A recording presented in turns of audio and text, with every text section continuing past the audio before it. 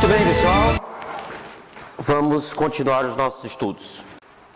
Nós já estudamos o item 14 e 15, que tem que ser um item que tem que ser lido, relido, mastigado muitas e muitas vezes. Tanto que lá no dia 24 nós vamos retomar esses dois itens e alguns do item que nós vamos tratar a partir de agora.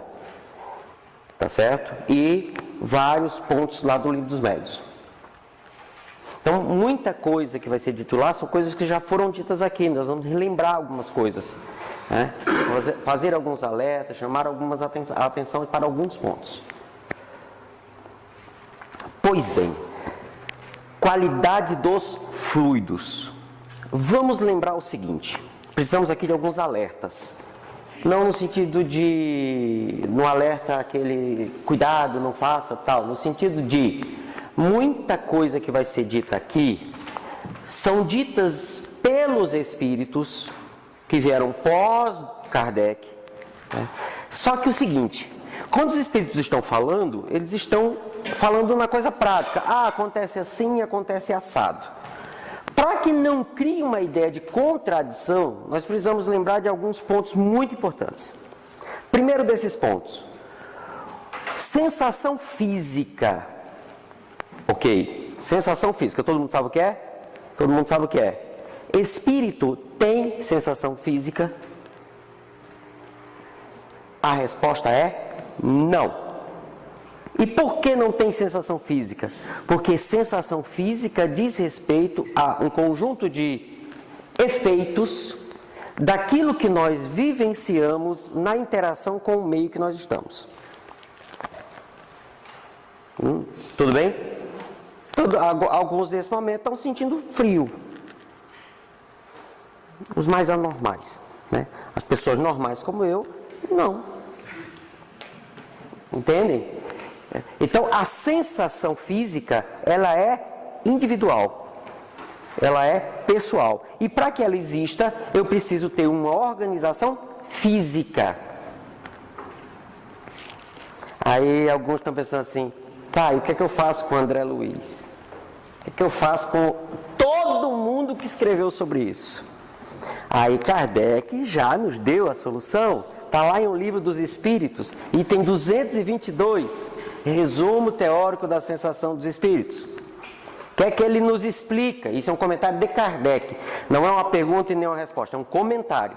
São os dos dois grandes comentários que tem no Livro dos Espíritos, não são perguntas, fora introdução e conclusão. Resumo teórico da sensação dos espíritos, resumo teórico do móvel das ações humanas. O que Kardec explica? Diz o seguinte: nós, quando estamos encarnados, nós temos vivências, nós temos experiências. Essas experiências, e ele antecipou a neurociência no estudo de memória, assim, ó, em 100 e poucos anos. Essas experiências se transformam em memória. O camarada, quando morre, quando perde o corpo físico, ele mantém esse conjunto de informações. Ao manter esse conjunto de informações, ele, ao dizer que sente frio, na verdade são as suas memórias que, atuando sobre ele, fazem com que ele tenha uma impressão. Calma que a gente vai analisar a ideia de impressão. Uma impressão de frio. Ele não está sentindo frio, ele está sentindo frio. E por que ele está sentindo frio? Porque a ideia de impressão, à época de Kardec, não tem o mesmo sentido que nós temos hoje, de coisa vaga. A palavra impressão, à época de Kardec, está mais no sentido de imprimir. Entende? Então, o espírito, neste contexto, quando ele está ainda vinculado às impressões da matéria, ele sente frio. Isso é inferioridade? Calma. Porque eu já vi dizer que isso é coisa de espírito inferior. Calma. Quem diz isso esqueceu um pequeno detalhe. Quando falamos de inferioridade e superioridade dos espíritos, se leva em consideração duas coisas que andam necessariamente não juntas. Quais? Intelecto, moral. Um espírito que chega aqui dizendo que está sentindo frio, eu não posso, por questões técnicas, dizê-lo, ele é um espírito inferior. E sabe por que não? Porque todos nós vamos passar por isso. Vocês já ouviram falar no chamado período de perturbação? Devido à palavra perturbado e tal, a gente acha que o espírito em estado de perturbação é o espírito que está assim meio fora da casinha. Não. Perturbação, dois sentidos. Ele não sabe se está lá ou se está aqui. O estado de perturbação que é descrito no livro dos Espíritos e mais ainda da Revista Espírita, nos demonstra um estado de transição, onde o espírito está saindo da encarnação e assumindo todos os seus potenciais, ou reassumindo todos os seus potenciais de espírito. Todos nós passamos por isso. Isso significa que no período de perturbação, as sensações físicas, elas podem acontecer. Então, no caso de quando a gente tem assim um sonho, logo acordar você não se consegue saber se está lá ou se está aqui? Tá lá, seria isso? Mais ou menos isso, com uma pequena variação. Qual a pequena variação? A senhora está encarnada. Então, essa sensação de encarnado vai ser maior. Fora do corpo, as percepções do espírito vão ser maior e cada vez a do físico menor. E assim... Mas dá uma ideia, né? Dá uma ideia. Né? Dá uma ideia. Aí, com essa junção de ideias, fica mais fácil de entender. Entender o quê? Quando, por exemplo, e aí vai ter parte aqui no texto, quem já leu o texto vai saber do que eu estou falando, mas a gente vai chegar lá.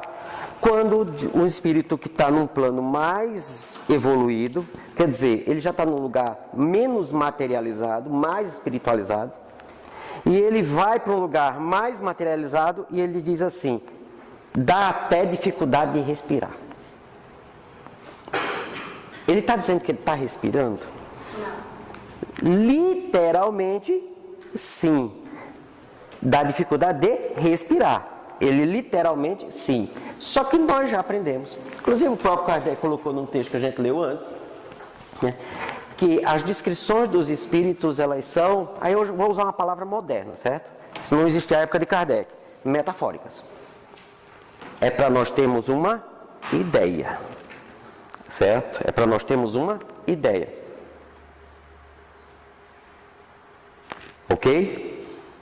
Eu acho que é importante também, né, Luiz, fazer a distinção que o Kardec fez, só que a gente não está fazendo. A distinção entre passamento e morte física. Morrer e desencarnar são coisas diferentes.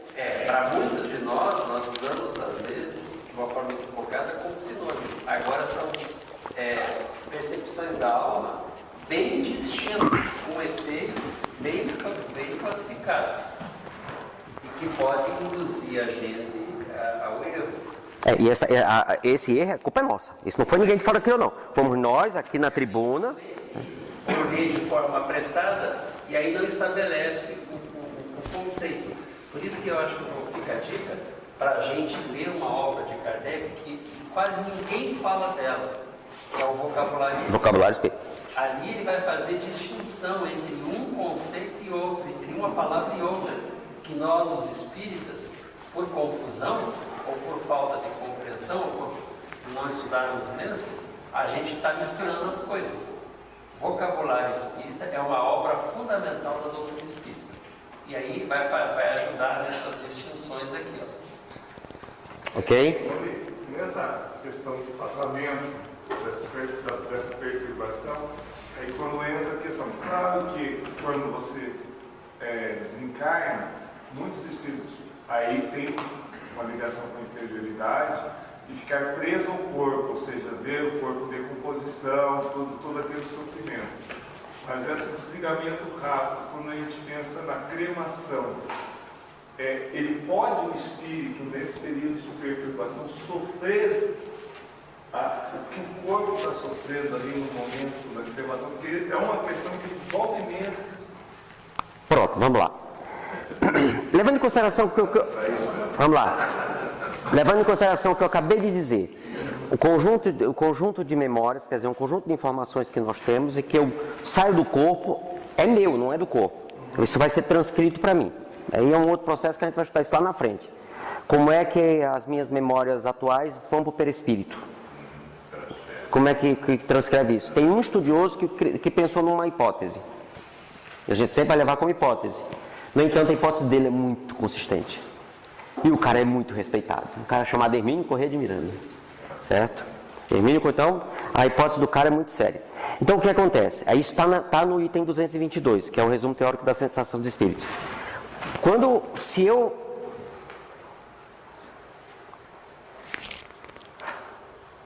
Não está aqui, senão eu ia mostrar o seguinte. Vamos pensar o seguinte. Vocês já comeram croissant? Croissant? Negócio francês assim, folhado, né? Eu vi preparando um dia desse, né? A pessoa lá fez a massa, tal, enrolou, aí passou o ovo, né? Para ficar coisinha no forno, depois tirou, passou de novo o negócio, colocou no forno com queijo, aí pegou a faca e fez assim, fazia crec, crec, né? Entende? Quer dizer, é que você começa com um cafezinho, ou com chimarrão, vai legal, né? Ou com um cappuccino, mas cappuccino mesmo, não é esse de máquina não, sabe? Aquele que a gente faz em casa, com leitinho, o leitinho bem gordinho, consistente, aí você bota o chocolate e tal. Só uma pergunta, alguém sentiu o gosto? Não, já tomaram na boca. Quem já comeu sentiu o gosto? Tá, aqui. Não, e como é que você sentiu o gosto? Conjunto de informações guardadas no seu cérebro, certo? Então, eu acabei de morrer, aí vamos separar o que é morrer. Acabei de morrer, certo? Morri, é o passamento, lá o capítulo que separa o céu e o inferno, né? Bem no meio, a passagem. Né? Morri, estou aqui. Aí eu olho meu corpo, aí eu vejo, poxa, está pegando fogo. O que você acha que vai acontecer comigo? Eu vou entrar em desespero. Por quê? Porque primeiro mas rompeu, não acabou, não tem mais nada. Acabou, não tem mais nada, rompeu. Não está mais vinculado ao corpo, sabe? Não tem mais vínculo nenhum. Os laços foram rompidos, todo paz, né? E o que é que eu vou sentir? Eu vou sentir que eu estou queimando. É isso que Kardec chama, que os espíritos chamam de impressão. Não é uma coisa vaga. Eu tenho uma impressão. Não, é imprimir mesmo. Ele usa a questão do tipo da máquina de escrever, sabe? A ideia de imprimir. Em outro momento ele vai chamar de ilusão. Por quê? Porque ele vai ser, a época de Kardec, só existia duas coisas: real e ilusão. Certo? Real, isso aqui. No mundo espiritual, uma mesa que o espírito está usando, ilusão. Mas ela existe? Existe, mas é ilusão. Por que é ilusão? Porque não é isso aqui. Entende? Essa separação. Essa separação. Tem que lembrar que o vocabulário da época de Kardec era diferente do nosso. Hoje, o nosso modelo de ciência, nós criamos uma ideia chamada classificações. Então, ao invés de você pegar duas coisas e trabalhar em cima das duas coisas, não. Você pega duas coisas e divide em 20 cada uma. Né? E aí se especializa em uma delas. Entendeu a lógica? Agora, por que ele falou, o Maurício falou essa ideia de passar e morrer, desencarnar? Porque Kardec vai usar a palavra desencarnar uma vez na obra inteira dele. No final da obra. No final da obra. Na cabeça dele não tinha essa história de desencarnar. Era morrer. Era morte. E quando esse espiritismo matou a morte, no sentido de que ninguém morre. Mas o fenômeno existe. É um fenômeno biológico, natural de todos os seres carbonados.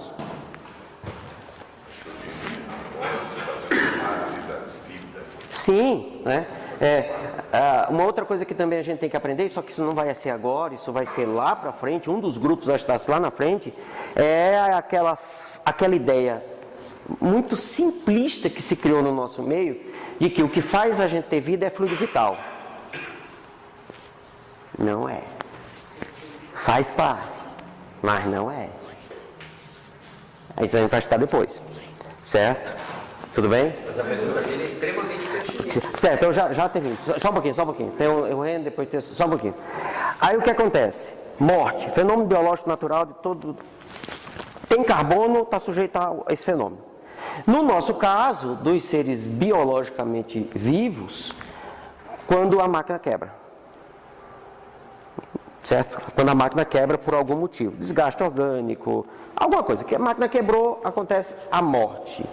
Desencarnar, no sentido estrito da palavra, é sair da carne. Necessariamente não. é sair da encarnação. É sair da encarnação. Quando é que eu saio da encarnação? Quando eu olho para aquela experiência e é mais uma. É mais uma. André Luiz, mais conhecido. Né? Mais conhecido. Alguém lembra o título do último capítulo de André Luiz? Do Nosso Lar? André Luiz passou a morar em Nosso Lar em que capítulo? 3. Mas por que só no 50 ele virou cidadão do Nosso Lar? Que é no 50, é cidadão do Nosso Lar. Ele passou a morar no 3.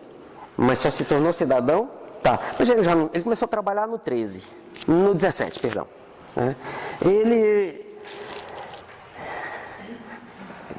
Por quê? Porque somente no 49 ele volta. Ao voltar, ele ainda voltou casado. Quando ele volta, porque ele voltou casado, pai de família, dono de uma casa no Rio de Janeiro. Certo? Sim. Né? Então quando ele no 48, quando ele diz assim, vou voltar para casa, vou voltar para o Rio de Janeiro, para minha cidade, ele estava felicíssimo, né? Muito bem. Aí ele chega na casa dele e a casa já não era mais como ele tinha deixado. Os filhos já não estavam mais daquele jeito. A mulher já tinha um Ricardão. Certo? O filme colocou isso muito bem. Ele volta para o Vale dos Suicidas, né? Quer dizer, e no livro isso tem uma certa descrição. Ele quase cai. Então ele tinha saído da encarnação? Não tinha. Ele era o mesmo André Luiz. A única coisa que tinha mudado foi o choque de médico. Né? Que no 13 e 14 é a melhor lição sobre trabalho. Aquele texto complementa a lei de trabalho. É claro, olhando isso, texto metafórico, tem que pegar a essência. Quando ele se dá conta que aquele cara que ele olhou no primeiro momento como inimigo, era um cara que tinha cuidado dos filhos, cuidado da esposa, cuidado da casa, cuidado do patrimônio, ele disse, Virgem Maria. Aí ele fez uma coisa que, eu amo, sabe? Ele fez macumba. Ele fez macumba. O que ele fez? Foi para o meio do mato, certo? Com a dona Narcisa. Foi para o meio do mato trabalhar com os espíritos da floresta. Lembra que a gente viu lá? Que Kardec diz assim, gnomos, fatos, essa coisa toda. Na verdade, isso nasceu a partir do conhecimento, do entendimento dos espíritos que ainda não estão no nosso nível, mas que atuam na natureza. São os assistentes diretos da divindade nas ações do mundo material.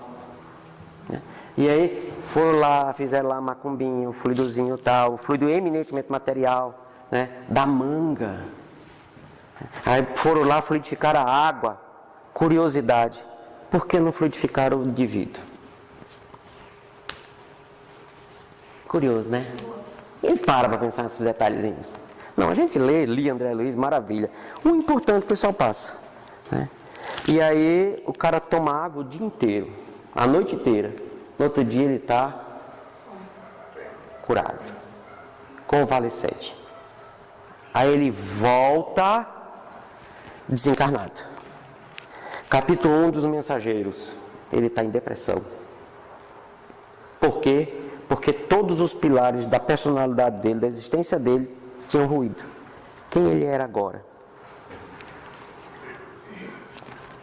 Aí na capítulo 2, meu filho vai conhecer a história dos outros.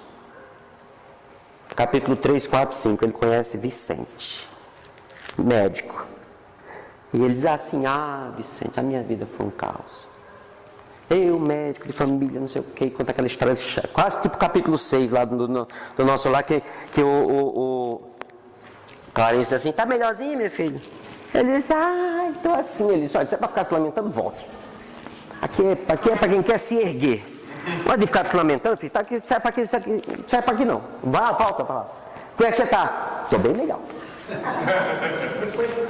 Capítulo 6, viu? 5, 6. E aí... ele termina de contar a história para o Vicente e diz, pois é, meu filho, sua história é triste, mas pelo menos você não foi traído. Ele, como assim? Não, é porque minha mulher se juntou com meu irmão e me envenenaram, me mataram, tomaram tudo que eu tinha. Aí ele, não. Ele descobriu que tinha gente pior. Ali ele começa a se tratar da depressão. Então veja só, o processo de desencarnação de André Luiz, desencarnar começa no capítulo 50. E termina E a vida continua, ele já está completamente desencarnado. Porque ele já está sozinho. Percebe o processo? Então, é essa a diferença. Né? É essa coisa. Tudo ok? Pronto, agora a gente pode vir para cá. E aí agora vocês podem reler André Luiz. Mas deixa eu terminar aqui primeiro, tá certo?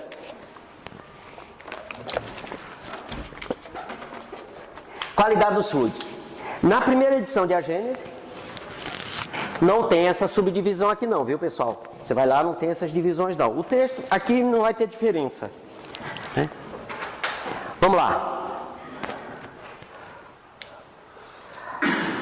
A ação dos espíritos sobre os fluidos espirituais tem consequências de importância capital e direta para os encarnados. Vê que agora é um dos primeiros momentos onde ele faz a distinção entre mortos e vivos.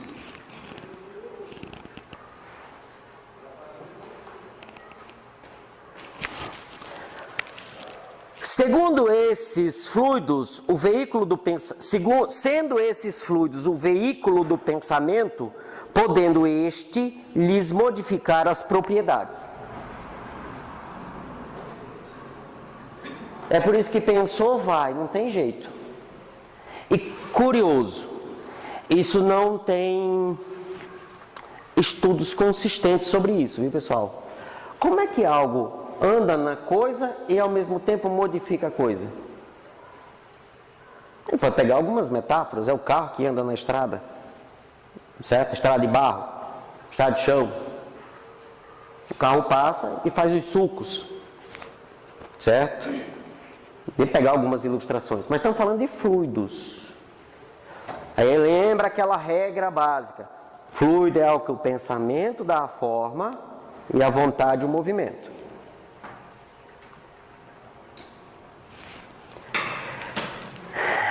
É evidente que eles devem achar-se impregnados das qualidades boas ou más dos pensamentos que os fazem vibrar.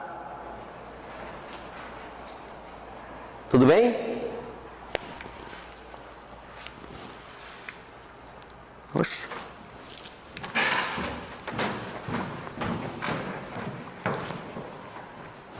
Modificando-se pela pureza ou impureza dos sentimentos. Vocês estão pensando em que nesse momento?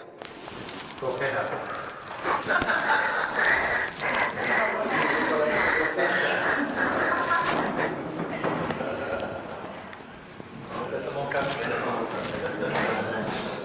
Vamos falar um pouquinho, por favor.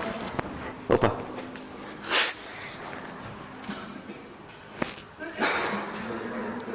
Sendo esses fluidos o veículo do pensamento, e podendo o pensamento, lhes modificar as propriedades dos fluidos, é evidente que eles, os fluidos, devem achar-se impregnados das qualidades boas ou más dos pensamentos que os fazem vibrar, que os fazem se movimentar. Aqui a gente vê que a gente pode realmente entender ou chegar à conclusão que quando Kardec está falando de fluidos, ele está falando daquilo que hoje chamamos de energia. Ok?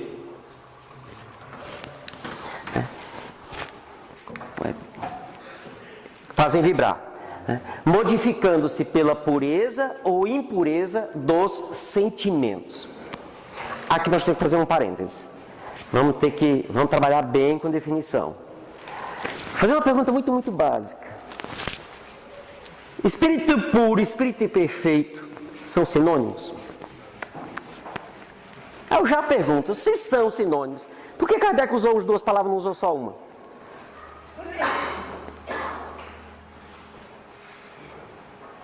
Obviamente está se falando de coisas diferentes.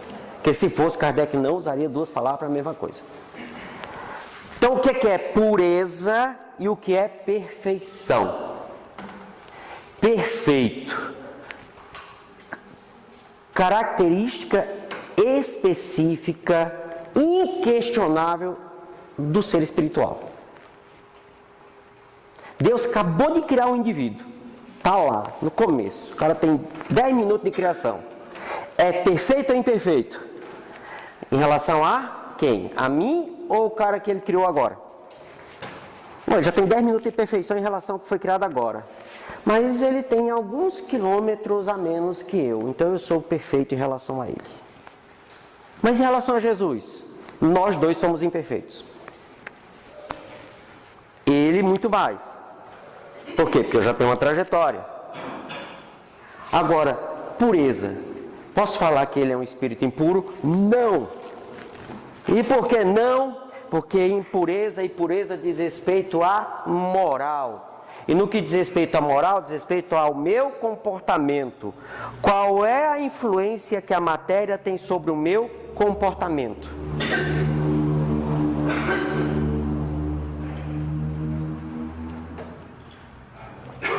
A moral está relacionada com o meio que você está também, né? Dependendo do mundo que você está, você tem um nível de moral diferente, né?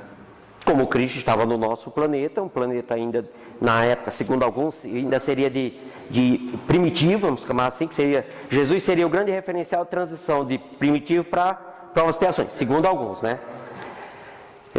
E o nível moral dele inquestionável, né? Mesmo ele tendo vivido como nós aqui. Mas qual que é a pergunta?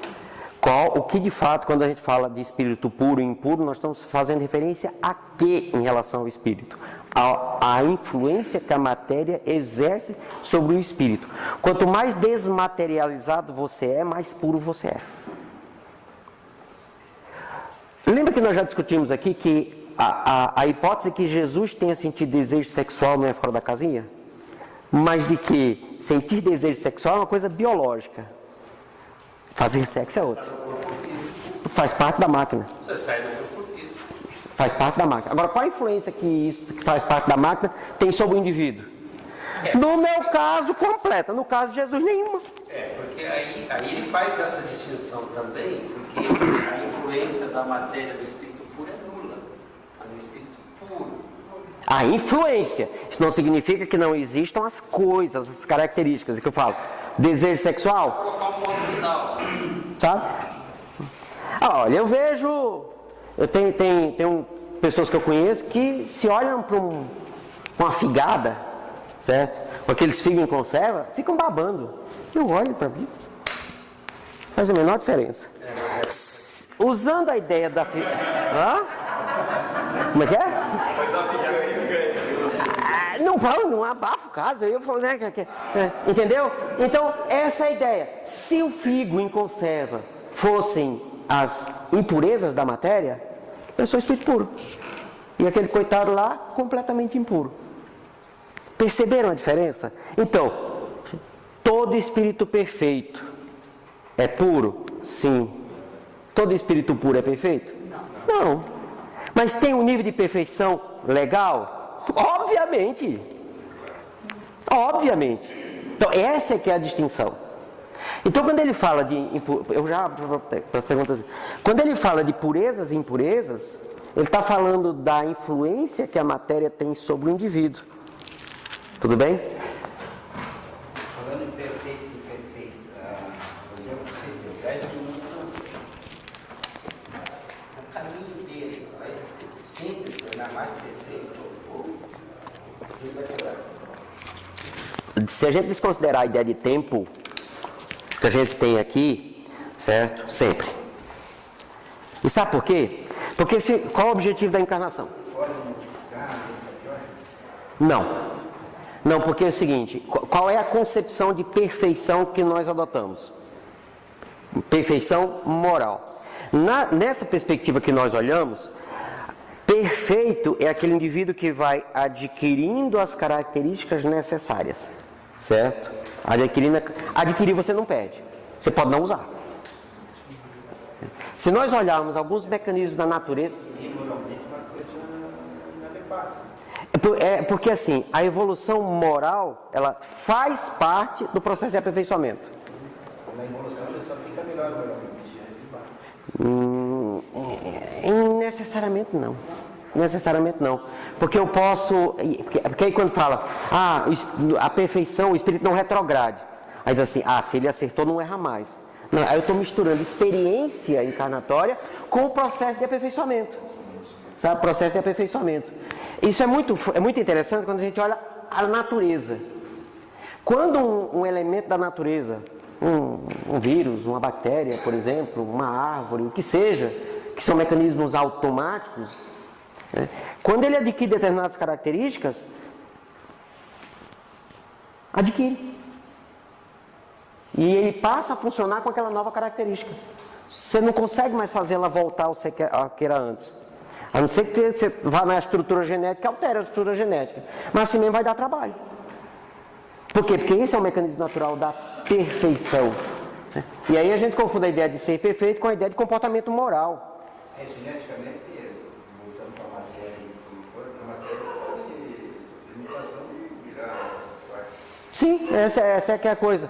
Então, o olhar que a gente tem que lançar no processo de aperfeiçoamento, mesmo quando a gente fala de aperfeiçoamento moral, que esse é que o olhar dos espíritos superiores tem, que eu sei em teoria, mas não consigo olhar na prática o meu ainda é muito humano, é de que o indivíduo é o seguinte: quantas encarnações você precisa para desenvolver uma virtude? Quantas só precisa? Quanto tempo que você acha que uma criança precisa para deixar de errar? Quantos anos? O cara está com 30 anos e errando ainda? E você deixou de amar ele, deixou de dar oportunidade, deixou de dar chance? Não. Conheço muito. Entende como é que funciona? Isso é a maior prova do amor de Deus. Tá certo? Segundo de volta, 92. Aí você desencarna e continua do mesmo jeito. Quer dizer, você morre e continua do mesmo jeito, não desencarnou. E isso vai acabar quando? Não tem fim. Porque o processo de aperfeiçoamento, Jesus está se aperfeiçoando. Olha, você já parou para pensar que Jesus é um espírito imperfeito? Comparado com quem? Com quem era o Cristo na época que ele estava igual a nós. Vocês acham que não teve um cara lá que passou por algo semelhante ao que ele passou para a gente para que ele despertasse? Teve. E esse cara está onde? Não sei, eu sei que um dia eu vou estar lá. Só que eu ainda não cheguei no nível do Cristo. Entende essa coisa? A gente olha a questão de perfeição do espírito com a questão da conduta moral. Porque esse é o nosso grande foco. Só que na hora que você atingir o top da perfeição moral que nós entendemos, você simplesmente vai estar começando do zero em outro ponto. E aí, né, Enzo, a gente tem que sempre voltar para a escala espírita, tá? Porque tudo isso está tecido, Sim. construído em cima do edifício da escala espírita, que a gente não entendeu ainda. Porque se fala pouco, se estuda pouco, né? Então tem que voltar lá, porque ela é binária, ela pode ser trinária. Você olha ela assim, parece que são 3 classificações. Só que aí você começa a ver, e Kardec não erra nunca. Ele vai trabalhar ela de forma binária e de forma até trinária. E aí gera confusão para quem não estuda. Maurício, me pega aí a questão 10. Uma das primeiras que a gente estudou aqui, Livro dos Espíritos.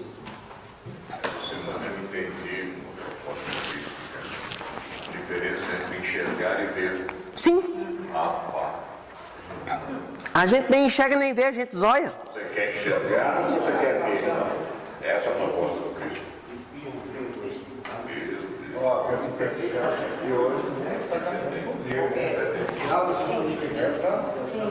Vamos lá. A pergunta. Compreender a natureza íntima de Deus, essa é a 10. Não, falta para isso sentido. É possível compreender a natureza íntima de Deus? Não, vírgula. Ou ponto e vírgula, depende da tradução. A tradução colocou ponto, está errada. É ponto e vírgula. Então não é não definitivo.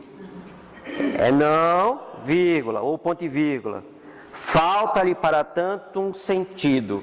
Aí eu já antecipo a resposta, porque essa foi a primeira grande pergunta que surgiu na minha cabeça quando eu peguei o Livro dos Espíritos. Que sentido é esse? Porque eu já queria resolver o problema. Aí depois de muito estudar, assistindo o Cavaleiro do Zodíaco, eu descobri que o sentido é o amor. É o 7º sentido. Tá lá, Cavaleiro do Zodíaco. Sentido é o amor. Aí quando você pega, o sentido é o amor, e você vai reler o livro com essa resposta, faz. Ele vai falar aqui, ó. Aí 11. Pergunta 11. Isso. O homem as compreende melhor à medida que se eleva acima da matéria. O ponto alto da elevação é o amor. Isso. Aí lê a 11. Quando Será dado um dia ao homem compreender o mistério da divindade, quando não mais tiver o espírito obscurecido pela matéria. E pela sua perfeição, se houver aproximado de Deus, ele o verá e o compreenderá. Percebem a ideia de pureza e impureza relacionado com a influência que a matéria tem sobre os comportamentos? O Reno fez uma pergunta que ela é, vamos dizer na minha terra, é fechosa. Relação de perfeição, pureza e impureza. À medida, eu sou criado simples e ignorante. Imperfeito? Ainda não. Simples e ignorante. Começam as experiências. Posso falar de encarnatórias? Posso, metaforicamente falando, ou posso restringir a encarnação a gente? Posso, isso aí, usa a palavra que você quiser, entenda o fenômeno, que esse é o método de Kardec. Começam as experiências evolutivas. Aí um dos livros que depois, até a Ana vai ajudar com a gente, mais à frente, é o Evolução em Dois Mundos, de André Luiz, ele vai demonstrar como é que esse processo vai acontecendo. Então vamos lá, as experiências biológicas do indivíduo. Então ele já passou por toda uma série de experiências, né, certo? Biológica, começa nas células mais primitivas que existem. Aí você vai adquirindo as experiências. Onde é que você adquire as experiências relacionadas com sexualidade? Quando acontece a cisciparidade da célula. Você está lá, você é uma célula. Você não é um espírito igual a gente. Ah, mas é um espírito. Mas então vamos separar, vamos colocar a gente com E maiúsculo, os outros com E minúsculo para separar, tudo bem?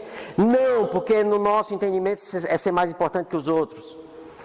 Tem que parar com essas coisas. Somos espíritos, acabou? Em fases distintas do processo evolutivo. Não está se falando em comportamento moral. Tá certo? Não está se falando em fazer o bem ou fazer o mal.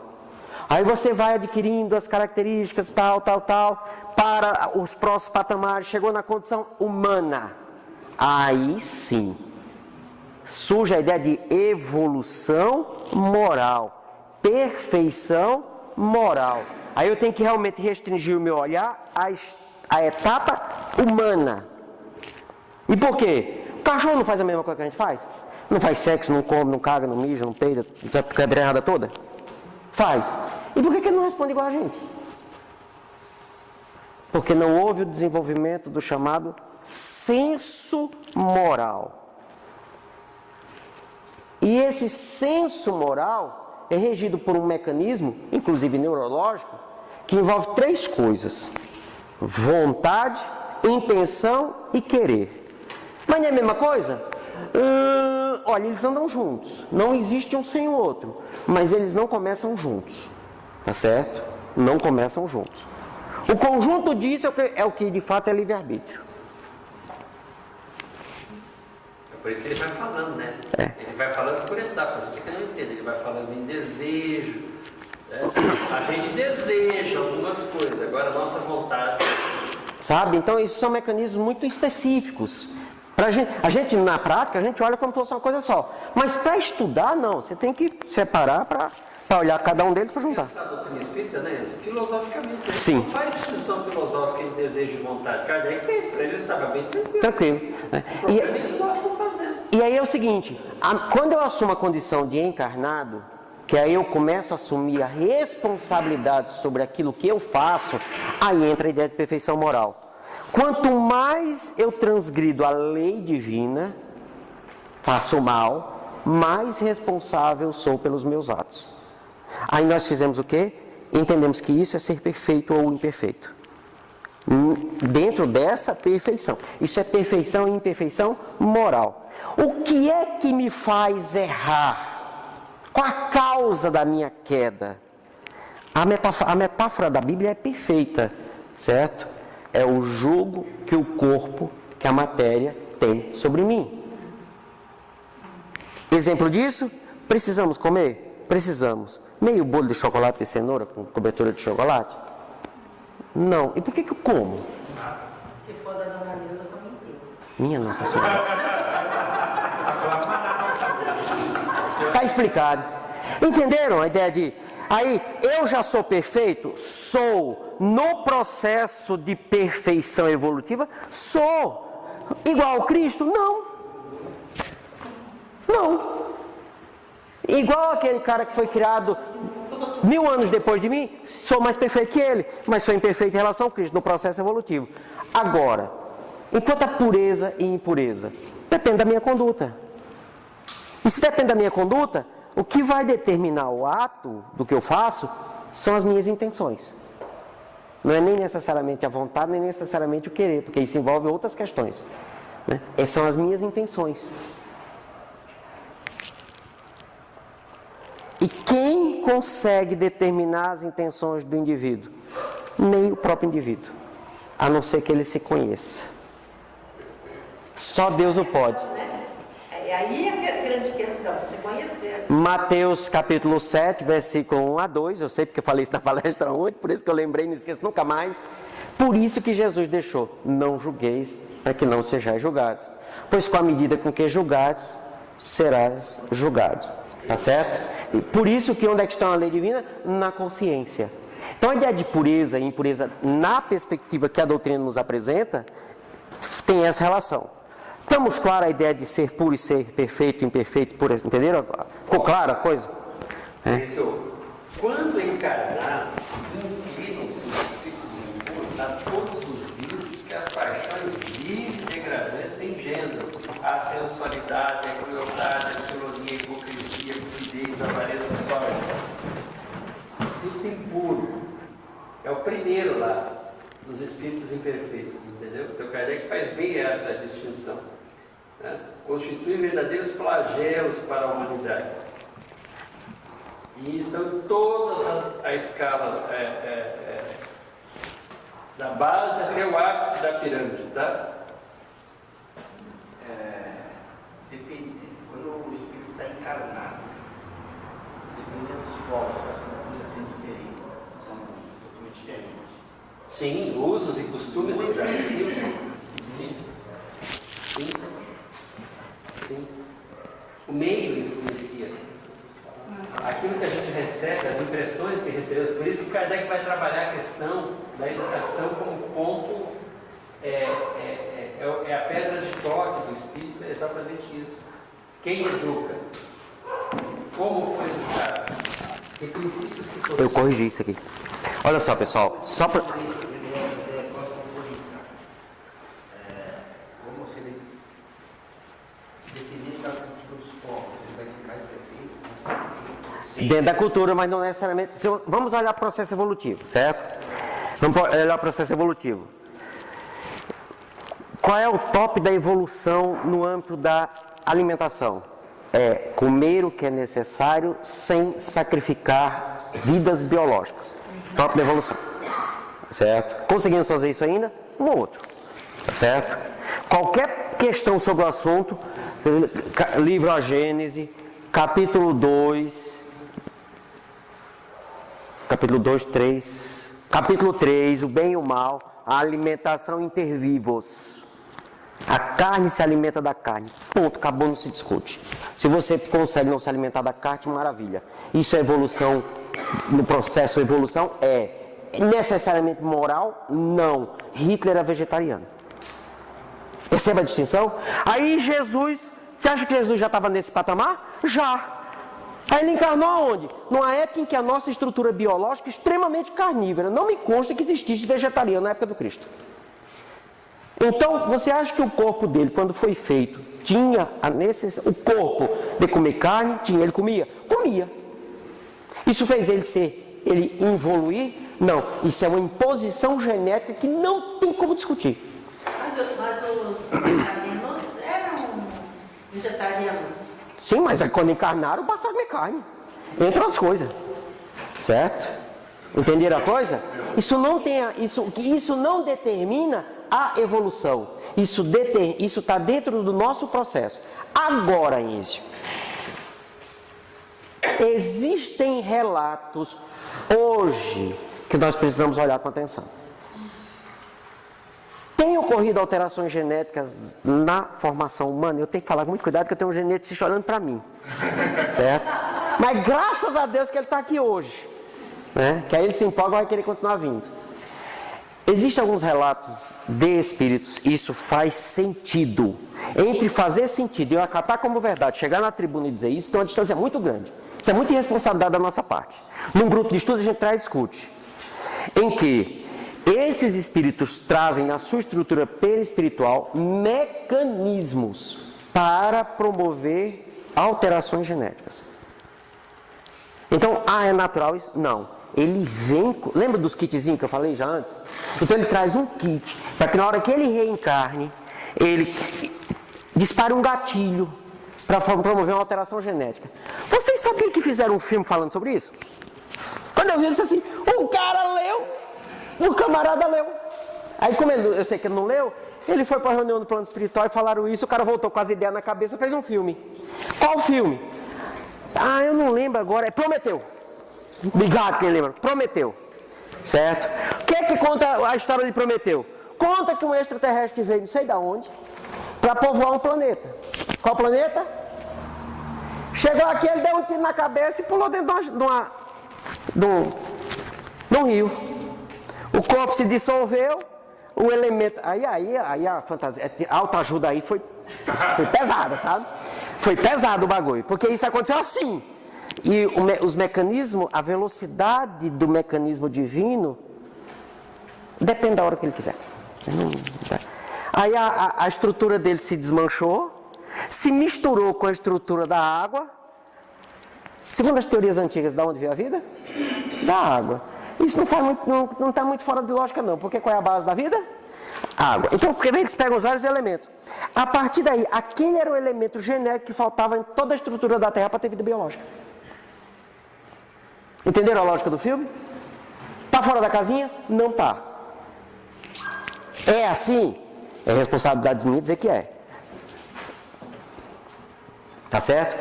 Para a gente fechar essa ideia de comportamento, evolução moral e tal, isso aqui é o trecho de uma palestra que eu fiz aqui. Ontem eu fiz lá no Irmãos de Boa Vontade, terça-feira eu vou fazer lá em Foz. Vamos lá. Quem assistiu a palestra, segura aí, viu? Segura. Tipos de suicídio. Nós aprendemos que existem quantos tipos de suicídio? 2, né? Consciente e inconsciente? E no livro dos Espíritos? São 2?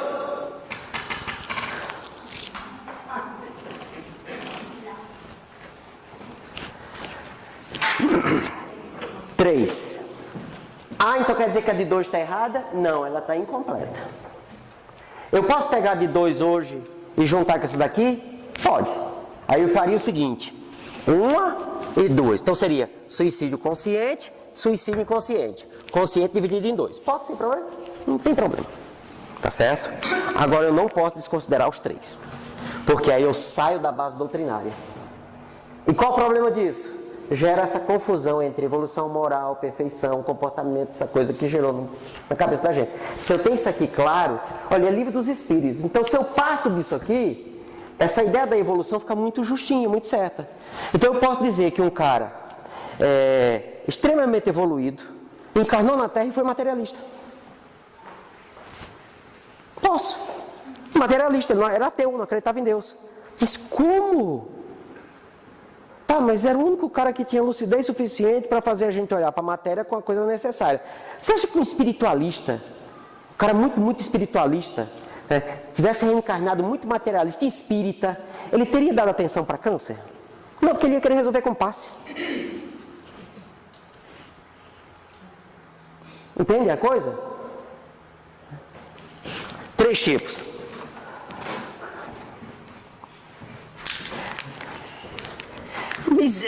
Sem querer, querendo. Quer ou não quer?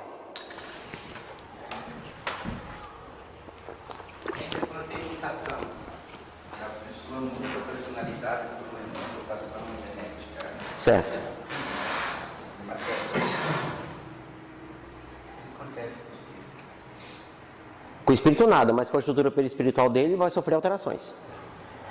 A essência da evolução em 2 mundos é essa. Quando o camarada encarna, ele se impõe uma subjugação às estruturas genéticas, certo? Que às vezes não tem essas estruturas, ele não tem. Quando ele se impõe, né, que ele fica por baixo, a genética vai promover alterações. As próximas encarnações, quando ele sai dali, ele já sai com aquelas alterações nas estruturas perispirituais. Por isso nós não podemos dizer assim, o perispírito tem coração? Não, não tem. Mas ele tem alguma coisa que representa um coração nas suas funcionalidades? Tem. Porque senão como é que ele forma o corpo novo? Entende? Mas eu posso sentir o coração batendo depois de morto? Pode. Como você não tem coração? Vamos lembrar o início do estudo hoje? As impressões, a memória, essa coisa toda. Tá certo? Foi sem querer querendo? Não existe isso. Você quis. Por que eu trouxe isso? Tipo de suicídio. Questão 944. O que eu estou colocando aqui está no livro dos Espíritos, que é a tradução de Evandro Loleto Bezerra. As outras traduções estão muito semelhantes, não tem alteração. Então não tem o que discutir. Inclusive na francesa. Tá certo? O homem tem direito de dispor da sua própria vida? Não. Ponto e vírgula. É não definitivo? Não, não é não definitivo. E por que não? Então existem situações que ele pode dispor da própria vida? Em benefício de um outro? Calma, a gente vai chegar lá. Somente Deus tem esse direito.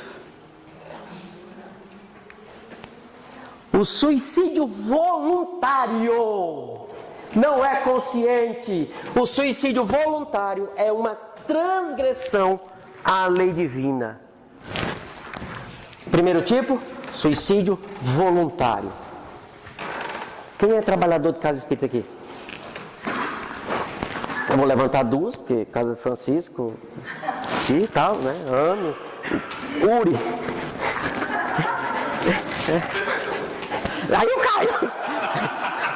Meu ego. Aí cai mesmo. Pessoal, quem é trabalhador, vocês ganham alguma coisa? Não, vocês estão lá porque vocês?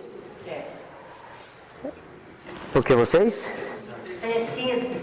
Eu sei, precisa. Eu ia falar isso, mas né? Mas vocês estão entendendo o que eu estou falando, né? Vocês são voluntários, porque vocês estão lá porque vocês querem. O primeiro tipo de suicídio que Kardec discute é aquele que o cara faz porque ele quer fazer. Ele quer fazer.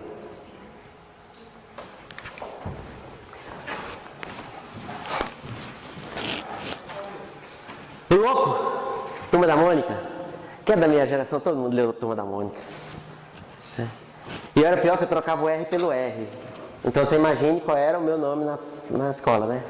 Na época que não existia bullying.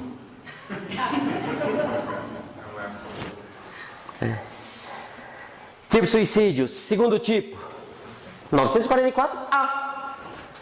Nem sempre o suicídio é voluntário. O louco que se mata não sabe o que faz.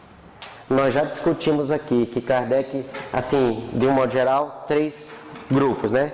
As chamadas pessoas normais, né? Os idiotas e os loucos. Normais, aqueles que o juízo funciona, o juízo racional funciona. Loucos, os despirocados da bola. E idiotas, meio termo. Certo? Não era depreciativo. Não era bullying. Não era bullying. Era o nome que se dava para quem... As pessoas que tinham deficiência cognitiva. Idiotas. Certo? Aí você vai lá, o espiritismo, o estudo do espiritismo, sério, consistente, disciplinado, é preventivo contra a idiotia e a loucura. Entendem? Então, ele trabalhava com essas duas. Nessa classificação aqui, certo? Entram todos os indivíduos que cometem suicídio que não estão raciocinando bem. Por isso, no primeiro momento, tinha colocado até como suicídio involuntário.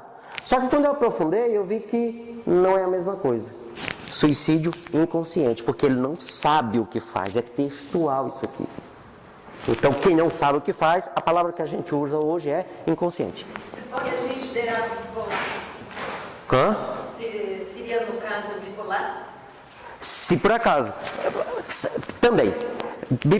Quem tem os chamados transtornos comportamentais, bipolaridade, depressão, crise de ansiedade, se o cérebro tem defeito e você está numa crise e comete suicídio, o seu cérebro não está ajudando você a pensar. Você faz aquilo que você não faria se não tivesse na crise. Percebem? Entende a diferença? E olha que eu não estou entrando no mérito da coisa. Estou analisando, estou fazendo a classificação conforme me apresenta. A pergunta dela já não afetou a minha. Tá certo. Eu acho que tem suicídio voluntário. Tem. Porque o cara já está se suicidou, pouco vai saber se ele foi voluntário. Ele quer, ele Eu, particularmente, identifico que um episódio terminal, ele não é voluntário. aí ele tá. Qual é que tá o nível de lucidez dele? Certo? Ele lúcido nunca vai. Então, eu entendo como voluntário lúcido. Se ele não fez esse processo lúcido, não é voluntário.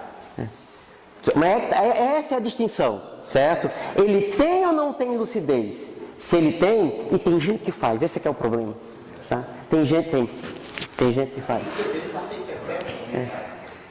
A lucidez Se ele, é essa coisa, ele... Mas aí tem um elemento que vai entrar na frente que vai mostrar isso aqui. Né? Mas essa linha tem também do suicídio inconsciente e a questão do acidente. Por exemplo, um exemplo bem prático. O esporte que mais mata hoje é o ciclismo. Aí fala assim, eu não vou andar de bicicleta, não vou praticar porque é um esporte extremamente perigoso. E por eu estar praticando bicicleta, eu estou me arriscando a me suicidar, porque eu sei que é o esporte que mais mata. Mas então eu não subo na bicicleta para... Aí entra no carro, Você entendeu? Isso aí. Do acidente e do suicídio inconsciente. Só que é o que vai determinar isso tudo, que a gente não vai entrar, vou só mostrar os 3 tipos, para a gente voltar à ideia da moral, que é o próximo, que isso é importante. Tudo isso que vai determinar no final, veja que eu fiz a classificação, conforme está lá, textual, voluntário, consciente e o próximo. O que vai determinar de fato é uma coisa chamada intenção. Quando você pega as 20 questões que tratam do assunto, tirando a palavra suicídio e suicida, é a palavra que mais se repete. Tá certo? Já vamos ver a próxima questão, que é o terceiro que vai identificar. Né? Eu achei que era o empregador do disco. Você tem uma dúvida? Como é que faleceu o Kardec? Carlos Zé. Ele teve embolias, alguma coisa assim. AVC. AVC. É. Se nós levarmos ao pé da letra, Kardec é suicida. Pois é, é isso. É suicida. Ao pé da letra, ele é suicida. Tá certo? Por quê? É porque não cabe o resto da palestra aqui. Por quê? Porque ele tinha sido avisado que ele tinha que diminuir a carga de trabalho e não diminuiu. Certo? Ele recebeu aviso direto. O médico dele morreu, continuou sendo médico dele do outro lado. E ele veio direto, ou você para ou vai morrer. E ele não parou. É suicídio. Sim, os Lumière. Se ele agradecer e se ele parasse, tinha que ir para Ok, olha aqui, vamos pro terceiro, que é o que importa pra gente. Alguém já passou por essa situação? Fala de cá. Tinha 2 aqui na esquerda. Tem orgulho de ser ouvido, né? Vocês sabiam que eu estudei islamismo junto com muçulmanos, convivendo com eles durante 2 anos. Tá certo? Vocês já viram na TV os momentos de orações do muçulmano? Ele se baixa e tal, tem uma série de movimentos. Tudo aquilo tem motivo para ser. Só que se chegar para a maioria dos muçulmanos, eles não sabem, eles fazem porque fazem. Mas quando você entende a essência, é lindo, é fantástico. Uma das religiões mais lindas que existem. Né? O problema são o povo. Como todas as religiões. Né? Todas. No final, a última coisa que ele faz é agradecer a Deus. Antes desse agradecimento, sabe o nosso assim seja? Nosso não, quem faz? Antes do finalmente, ele vira para um lado, diz uma frase, vira para o outro, diz outra frase. Aí eu vi aqui e fui perguntar, por que tal? Eu não entendi a palavra, eu sabia o que era. Aí ele primeiro disse, a palavra é tal, né? Deus te abençoe. E ele está dizendo para quê? Ele diz, os jeans, D-J-I-N-S, jeans. E o que são isso? eles são mais ou menos como os anjos e demônios da Igreja Católica. Explique. Ele diz, existe um Jin do bem, do mal, e um Jin do bem. Mas tudo é criação de Deus, então a gente pede para abençoar. Porque o do bem protege a gente. O do mal... Então a gente para Deus abençoar até aquele. Aí, O mal também protege. Percebem a coisa? Então, isso é metafórico? Isso é dos pedreiros. Sim. Aí tem o problema. Aí olha essa pergunta. Comete suicídio o homem que perece vítima do abuso de paixões. E não é paixão apaixonado, não. Paixões aqui são todos os impulsos da alma que fazem o homem se movimentar. Certo? Paixão, até certo ponto, pode ser visto como exteriorização da vontade. Por isso que tem as más paixões. Porque tem as boas paixões. Eles são os impulsos que nos movimentam. As paixões aqui estão muito relacionadas com o que depois foi convencionado pela psicanálise como não é desejos, como... Libido. Não, libido não. Está mais na base ainda. Libido é exteriorização. E eu me falaria energia psíquica. Mas aí ele mudou o nome seria, acho que impulso mesmo. Impulso. Não, mas tem uma outra palavra antes do impulso. Pulsão. Pulsão, isso, certo? As paixões depois foram trabalhadas por Freud como pulsões. Pulsão do Isso, certo? de vida, pulsão de morte. Certo? Então, seria essa... Quando você pega o Freud no original alemão e vai trabalhar com ele no alemão, você vê que pulsão está muito relacionado com isso aqui. Depois, nas traduções, ficou um pouco diferente. Tá certo? Então, essa ideia, a paixão aqui, está relacionada com esses impulsos. Mas na sua essência. Aí, Freud chamou de pulsão. Pulsão. Tá certo? Então, aqui não é paixão como a gente conhece hoje. Então, voltando. Comete suicídio o homem que perece, que morre, vítima do abuso de paixões, que ele sabia que iriam apressar seu fim. Aí entra a ideia do consciente. Eu sei o que está acontecendo. Por isso que consciência e querer são distintos. Ele sabia que iria apressar seu fim, vírgula, mas às quais não lhe foi possível resistir. Como é que você não consegue resistir? Porque o hábito as transformou em verdadeiras necessidades físicas. Repete hábito. Entra o fumante. Aí entra tudo. O primeiro que tem na cabeça é o fumante, né? Sim. Mas entra tudo. Todas as situações. Percebem? Só que aí eu tenho que levar sempre em consideração a intenção. Isso é inquestionável.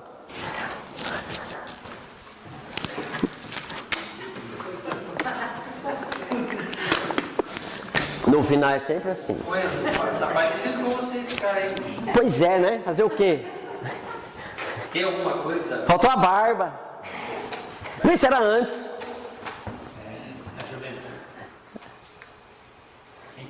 Entenderam a pergunta? Resposta. É um suicídio moral. Quando eu li isso aqui, eu fechei, eu li, peraí, como suicídio moral? Moral é o quê? Comportamento, conduta. Qual é a causa do suicídio? O meu comportamento. Ou melhor, quem eu sou. Ou quem eu estou, né? Por isso que ele classificou como suicídio moral. Mas para desenvolver o hábito caboclo, vai ter que fazer muita força. O cara tem que errar muito para desenvolver o hábito. É isso que o Paninho estava falando. Mas você tem que perseverar no negócio para você adquirir o hábito de fazer a coisa errada. Achar que nessa existência nós vamos se transformar em espírito puro, você vai enxergar o negócio, vai ter... Olha só, não compreendeis que nesse caso o homem é duplamente culpado? há nele falta de coragem, bestialidade. Eu fiquei uma semana só nisso aqui, pessoal. Porque o que isso, essa palavra veio, por que ele trouxe essa palavra aqui? Aquele indivíduo que ainda está muito subjugado aos instintos materiais, esse é o adjetivo. Então é um indivíduo que é impuro, mas é impuro com força, como diz na minha terra. Além disso, esquecimento de Deus. Isso aqui não significa religiosidade. Tá certo? Porque hoje, se você for correr atrás, tem mais religioso cometendo suicídio do que ateu. Curioso. Aí só para adiantar, suicídio moral, os 3 tipos, causas, eu quero pegar lá no final. E Kardec vai trabalhar 13 causas de suicídio aí, e o que é interessante é que nessas 13 causas, nós conseguimos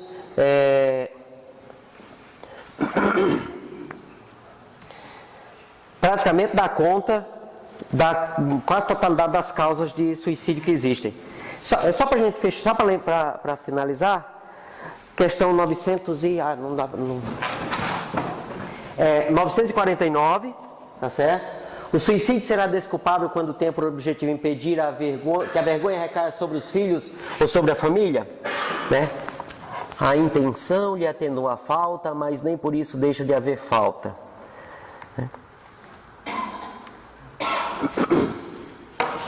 Não, filho. Será condenável uma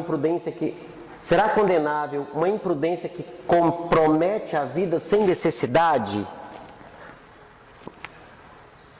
Certo? Ser desportista é uma coisa, ser imprudente no esporte é outra. Aí a resposta: não há culpabilidade. Pessoal, isso aqui é uma palavra tão importante. Culpabilidade não é culpa. Tem advogado aqui? Tem ali tem 2 ali. Quer dizer, 2 bacharéis em direito. Quase. Culpabilidade é responsabilidade. Culpa, você tem que cometer o ato. Culpabilidade será avaliada conforme a responsabilidade neste ato. Kardec quase não usa a palavra culpa quando fala de questões doutrinárias. Ele sempre trabalha com culpabilidade. Tá certo? Aliás, eu acho que aí desse viés aí, porque todo mundo querendo saber de onde surgiu essa palavra doutrinador. A única coisa que eu achei foi isso aí. Pois é. Não há culpabilidade quando não há intenção ou perfeita consciência da prática do mal. Certo? O cara que sabe que pode morrer está cometendo que suicídio? Se ele não está classificado entre os loucões lá, certo? Não tem uma questão neurológica que está influenciando. Se ele sabe que pode morrer, suicídio voluntário. Qual a intenção dele? Olha essa pergunta. 951. Sempre que você pensar num suicídio, lembre dessa pergunta. Não é, algumas vezes, meritório o sacrifício da vida quando tem por objetivo salvar a vida de outrem ou ser útil aos seus semelhantes? Resposta: isso é sublime, conforme a intenção. E, em tais casos, o sacrifício da vida não constitui suicídio. Jesus sabia certinho o que ia fazer com ele. Kardec cometeu suicídio? Materialmente falando? Sim. Espiritualmente falando? Não. Jesus cometeu suicídio? Materialmente falando? Sim. Como sim? Ele catucou todo mundo que não podia catucar. E acha que aconteceu o quê? Espiritualmente cometeu? Não. O suicídio moral, como ele interpreta? Daquele jeito. Aqui no Brasil é muito difícil acontecer, mas em culturas japonês, Eutanásia, você fala? Eutanásia? Mas a eutanásia não é um suicídio moral. O cara cometeu. Seppuku. O político fez negócio. O Brasil não acontece. No Japão, o cara se suicida. Então, seppuku. Seppuku é uma cerimônia, certo? Sagrada para guerreiros, certo? E muitas vezes acontecia isolado ou acontecia na frente dos vencedores. Então, o meu exército venceu o outro, chegava lá, os generais dos outros, certo? Se matavam. Então, é feito um cerimonial, certo? É feito cerimonial. Kardec pergunta, eu coloquei como 12ª causa, né? As mulheres que se jogam na fogueira quando os maridos morrem, cometem suicídio? Aí essa mesma análise, certo? Elas querem cometer? Elas querem cometer. Suicídio voluntário? Suicídio voluntário, dentro da classificação, ponto. Agora, qual a consequência disso? Qual a culpabilidade? Qual a responsabilidade? Nenhuma. Entende? É. E aí, são essas duas coisas que eu tenho que observar. O ato em si, quis fazer? Quis, ponto. Deixa eu entender. Pelas leis divinas, o ato do suicídio voluntário ou do suicídio moral, a gravidade do ato é a mesma? Depende da intenção. Suicídio moral, suicídio voluntário, consciente, inconsciente. Voluntariamente e conscientemente o cara se suicidou, você deu um tiro. Tá? É um ato. Ou, vamos pegar esse exemplo do fumante. Né? Sim. Sabe que já pagado. Então, sobre as leis divinas, a ótica divina, a gravidade é a mesma? Não. Kardec pergunta isso na pergunta... eu não lembro agora, até para a gente ver no estudo. 2 indivíduos, certo? 2 indivíduos ricos. Só que um nasceu pobre e ficou rico. O outro já nasceu rico e é rico. Ambos gastam a sua fortuna exclusivamente para satisfazer os seus prazeres. Quem é mais culpável? Os espíritos são textuais. Aquele que viveu o sofrimento na pele. Então, esse é mais culpável. Só para a gente finalizar, você sabe qual foi a maior falácia? Alguém não sabe o significado dessa palavra? Em tese, é uma mentira que virou verdade, mas que não deixou de ser mentira. Sabe qual é a maior falácia sobre suicídio que nós divulgamos no meio espírita? É que ele é um criminoso. E o pior criminoso. E sabe por que ele não é criminoso? Existe um código penal chamado crime impossível. Eu odeio Maurici. Odeio de morte. E ele postou no Facebook ontem à noite uma coisa que me ofendeu. Peguei meu 38, minha 12, certo? Minha Iris 15, botei na cintura. Disse assim, hoje eu ferro aquele camarada. Só que eu não vou dizer camarada, vou dizer outra coisa, né? Só que aí o Mauro também se irritou, porque o que falou também disse o Mauro. O Mauro chegou aqui mais cedo, certo? Deu um veneno pro Maurici. E vazou. Eu cheguei lá da porta, olhei e tá o Maurici sentado. Cabeça do Maurici ficou só o pescoço. Quando eu vou saindo, chega a polícia. O que acontece? O cara sem cabeça, com espingarda na mão. Quem matou? Enzio. Aí leva pro IML. Chega no IML, que o doutor examina e diz, não, mas ele foi envenenado antes. Qual o crime? Homicídio. É possível matar um morto? Não. Esse é crime impossível. O que vai acontecer comigo? Nada. Eu vou responder por porte ilegal de arma se não tiver o porte. Jogou bem essa. Só isso. Escapou. O cara tá vendo muitos filmes. Escapou. Crime impossível. Me diz uma coisa. Por que que... Não, isso caiu na prova, filho. Direito penal 1. Direito penal 1. E a mulher mata o marido e ela sendo morta. Daí não tem crime, não existe crime. Crime mortal. Crime impossível. Aí me diz o seguinte. Por que que o suicídio é criminoso? Ah, porque ele se matou. Como assim? E a tua intenção de ter executado? Mas aí, intenção de matar, certo? Matou, né? Mas aí não existiu o crime é homicídio. Então não teve nem tentativa de homicídio. Não tem como, é impossível. Punir alguém porque quis matar alguém, nós temos que prender a população brasileira toda, porque pelo menos um dos candidatos a presidente nós já pensamos assim, se morrer seria tão bom. Mas o Código Penal não pune. Que aí é aquela coisa, no mundo material não cometeu crime, mas espiritualmente, sim. Aí é o seguinte, qual o crime que o suicida comete? Se ele não se mata? Decepção. Percebem? O crime que ele comete é interrupção de um processo encarnatório. E a gravidade do crime, né, o que agrava, o agravante do crime é que é o próprio. Certo?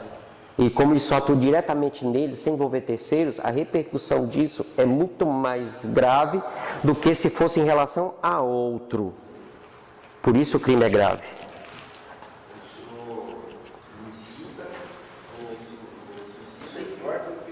Do que o homicida. No entanto, nas 20 questões que tem lá, tem uma pergunta assim: e o indivíduo que induz o outro a se matar? Aí, será considerado homicida. Será considerado, isso é espiritualmente falando, como um homicida.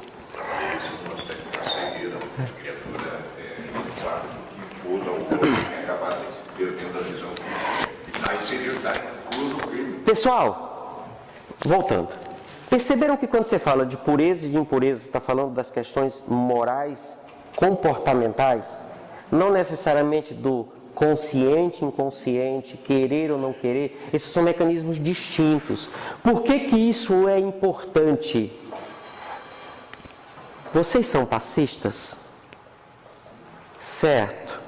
Aí aprenderam que quando você vai para o centro espírita aplicar paz, você faz prece, você não come carne, você não faz isso, não faz aquilo. Pessoal, isso não faz a menor diferença. Mas a prece? Com o coração? Sentida? Sem interesse vão? Estamos aprendendo a fazer isso ainda. Por enquanto nós jogamos palavras ao vento. Agora, quais são os seus comportamentos? 24 horas por dia. Leve-se em consideração que nós somos imperfeitos. Ninguém aqui é santo. Qual é o nível de perfeição que você tem em relação aos seus comportamentos? É isso que você tem que analisar. Você está melhor hoje do que você estava quando entrou na doutrina? É isso que conta. Porque é isso que vai atrair a atenção dos espíritos. Os espíritos maus descobrem as chagas da alma como as moscas descobrem as do corpo.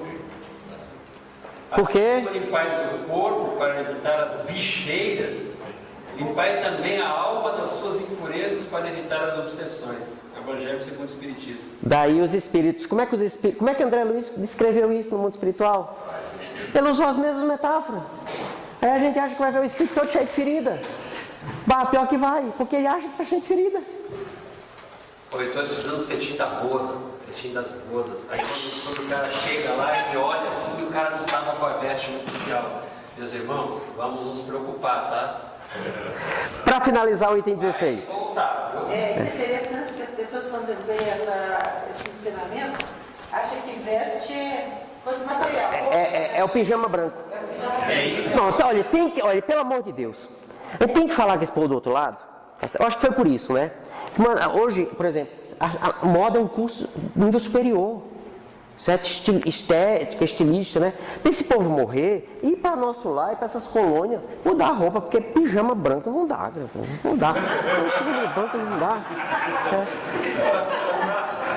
Eu fiquei pensando, então quer dizer que os homens lá devem usar cueca de copinho, né? Só os mais velhos vão entender isso. Os caras estão falando isso há 2000 anos pra gente, tá? Quando eles olharam as vestes nupciais de Jesus, não tinha dobra, não tinha costura, não tinha mácula, não tinha nada. Entendeu? E a nossa? Eu estou pelado. Não, o negócio está complicado. Estou pelado. Fechando o item 16. Os maus pensamentos. Então, maus pensamentos aqui, pessoal, são os pensamentos que nós temos em relação às nossas imperfeições. Não é mau pensamento naquele sentido literal de dizer assim, poxa, eu tô doido para acontecer tal coisa com tal pessoa. Não.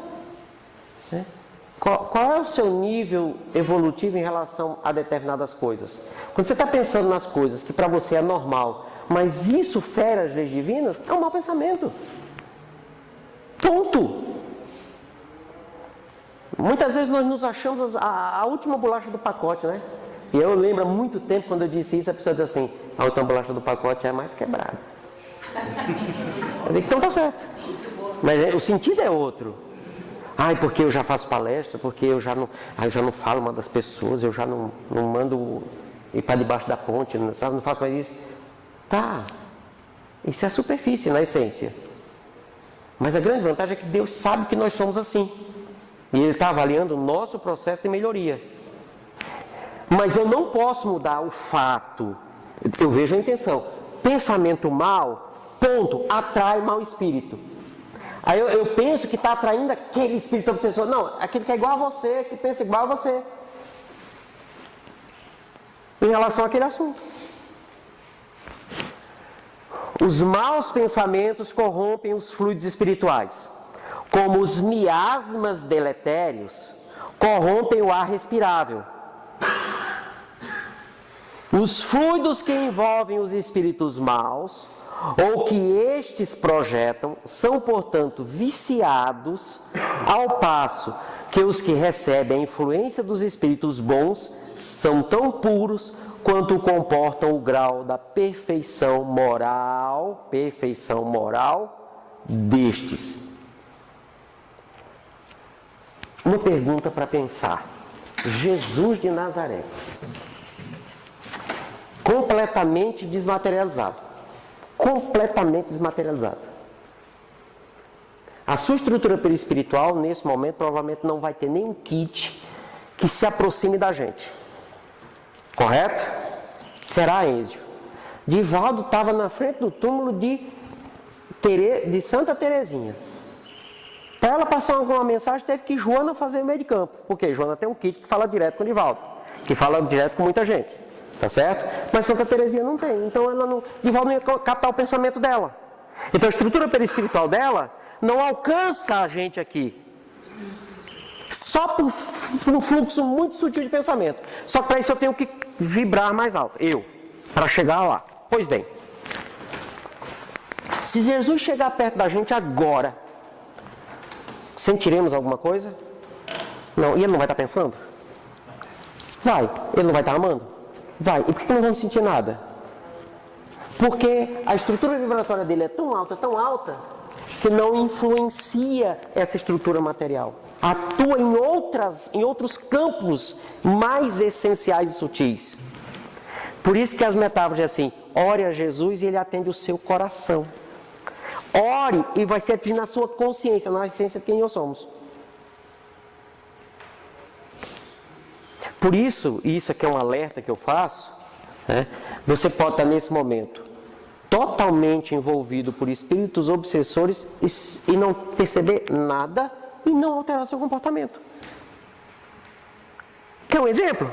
Entra no Facebook agora e olha o que seus amigos estão compartilhando sua política. E você chega perto dele, você vai aplicar um passe nele, mas não tem vibração ruim. E o cara tá loucão. Piradão da bola. Se cometer suicídio agora, nem é suicídio, porque é inconsciente. Você está fora da casinha. Ok? Esse alerta, essa descrição aqui, que tem aqui e que vai aprofundar aqui no 17, 18, né? me chama a atenção para isso.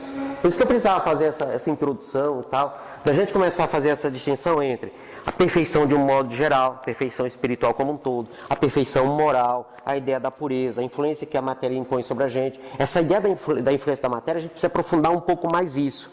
Mas a gente vai fazer quando a gente finalizar tudo isso aqui. Como é que a matéria me influencia? Através das paixões ou das pulsões, através dos desejos, através das tendências que a gente traz de outra encarnação. É muito mais sutil e profundo que superficial. As superficiais são fáceis de lidar e tratar. Essas mais da essência que são o problema. Porque essas da essência é que compõem quem nós somos agora. Tá certo? Eu vou falar somos agora. A ideia de estar, nesse caso, fica muito vago.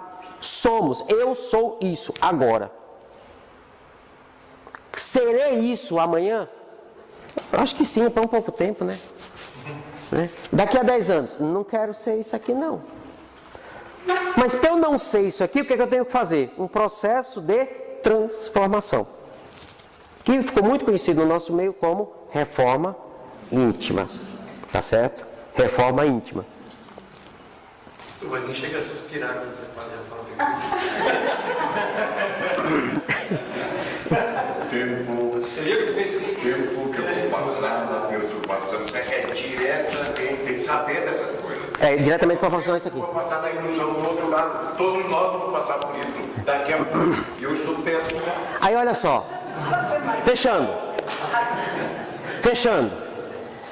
Bezerra de Menezes, descrição de Humberto de Campos, não me lembro qual o livro, tá certo?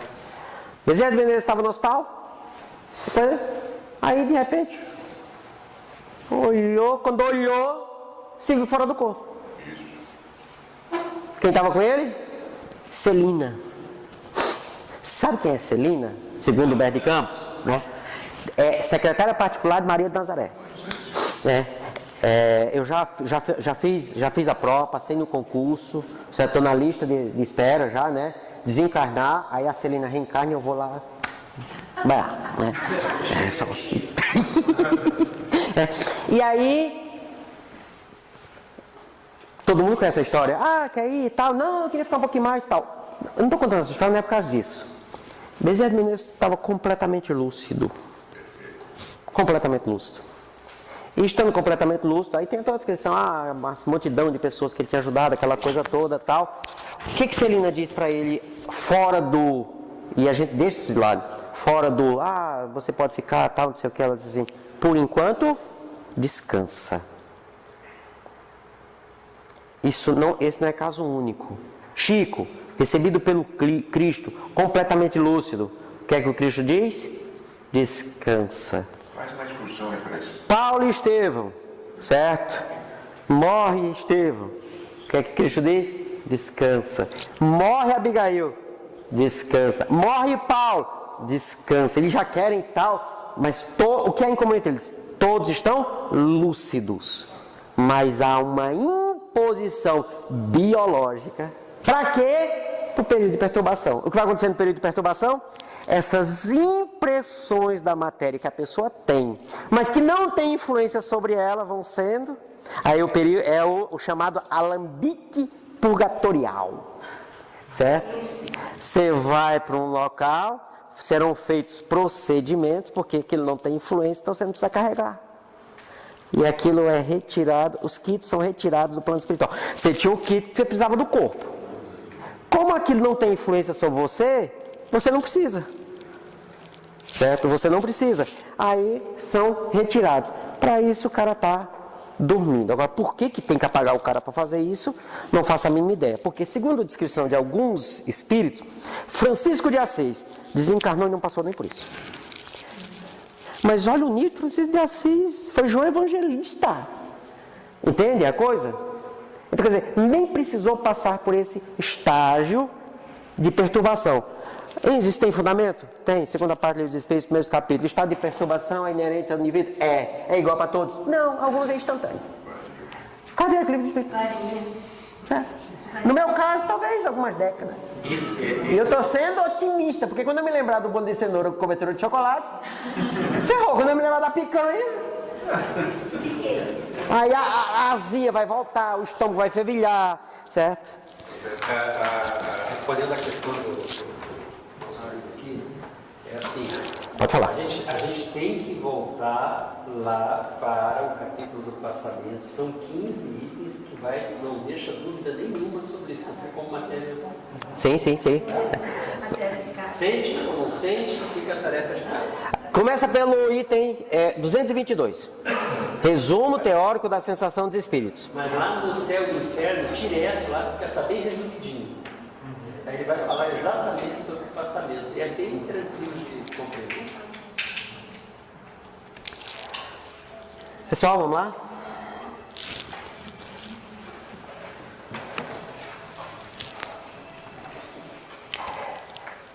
Aproveitando que estamos vivendo o Setembro Amarelo, né? Nos esforcemos para, pelo menos, pensar sobre a questão do suicídio. Não cabe mais essa concepção de que isso não vai acontecer com os outros que você ama, ou pior ainda, acontecer com você. Quando falamos de suicídio, e principalmente vinculado a problemas, aos transtornos, como a depressão e tudo isso, olha, conhecimento, informação, vontade e tal, isso às vezes não conta. Na crise, não faz diferença, sabe? O corpo tem uma influência muito grande. Então não podemos abrir a boca para dizer assim, isso não vai acontecer comigo porque eu sou espírita, porque eu sou isso. Não faz isso, sabe? Então nesse período, agora se está se falando tanto, vamos aproveitar pelo menos para pensar nisso. E fazer aquilo que hoje os especialistas, inclusive espíritas, dizem. Já chegou para o seu filho, já perguntou se ele já pensou nisso? Já fez essa pergunta para o seu filho? Pergunte. Porque se você, com todo o conhecimento, com toda a maturidade, com tudo que você tem, não está livre, imagine um jovem, né, com todas as facilidades e frustrações que a cultura atual e que o momento atual nos favorecem. Então salve aquele que você pode fazer algo. Tá certo? Esse é um apelo que vem dos planos mais altos. Não tem nada a ver com mediunidade, não. É só ler Memória do Suicídio, que foi escrito em 1936 a primeira vez. Maria pede esse socorro faz tempo. Tá certo?